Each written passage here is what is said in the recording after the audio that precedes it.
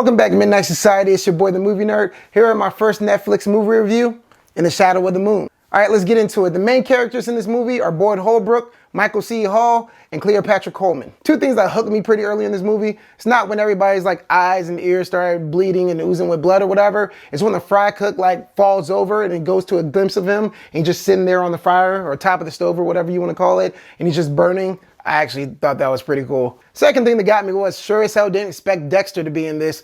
I know his name is Michael C. Hall. I'm not going to call him that. He's going to be Dexter for the rest of this review. Does anybody actually call him anything besides Dexter? Do y'all really call him Michael C. Hall? Besides people sizzling on top of a skillet and serial killer Dexter being in this movie, it holds itself up pretty well. It's not the greatest movie ever on Netflix, but how many great Netflix movies are there? Don't get me wrong. I've watched a slew of Netflix movies and movies that are in theaters. There's movies that are in theaters that deserve to be on Netflix and movies on Netflix that deserve to be in movie theaters.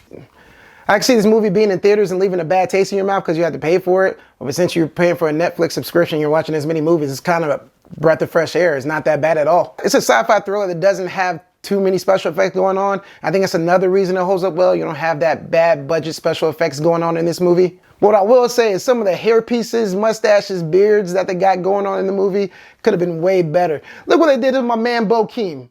What is that? What is that hair piece? What is that in the back of the hair? Is that supposed to be curls?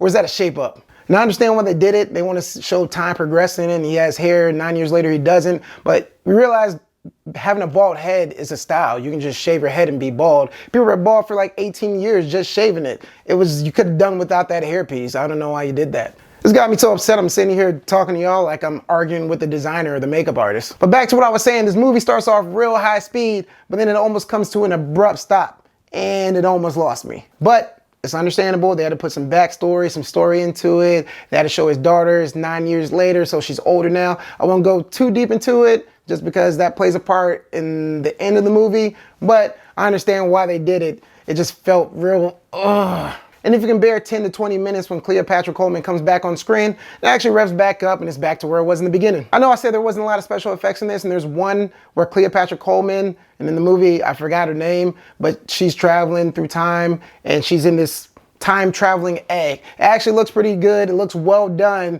and it's not bad graphics. But there's a scene where this van crashes into the tree and it's like, what in the hell was that? Like, come on, man, you can make a time traveling egg, but you can't do a crash with a van into a tree? Like, what is that? But the big thing I liked about this movie is that within like the first 30 minutes, I told my wife, I got it, this is what is gonna happen.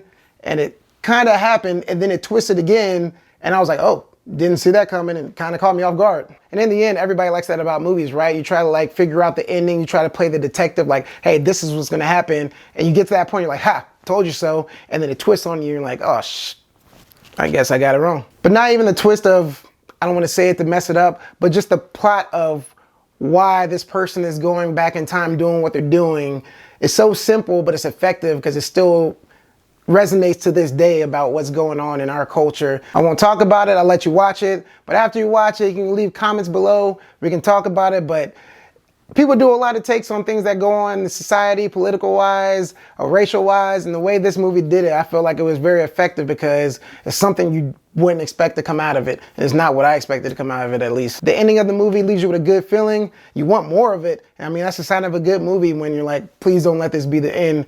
But I understand why it ended the way it did, when it did. I guess I really don't have too many complaints about the ending. If anybody in the Midnight Society wants to help me with a rating system, I have two separate ones. One for movies that I've seen in theater, and of course, one for Netflix. I kind of have one where it's like one and done, definitely worth watching in theaters, worth a double take, but I want to refine that, and then I need one for Netflix. So if you got any suggestions, let me know. But I will say In the Shadow of the Moon is definitely worth your Netflix time.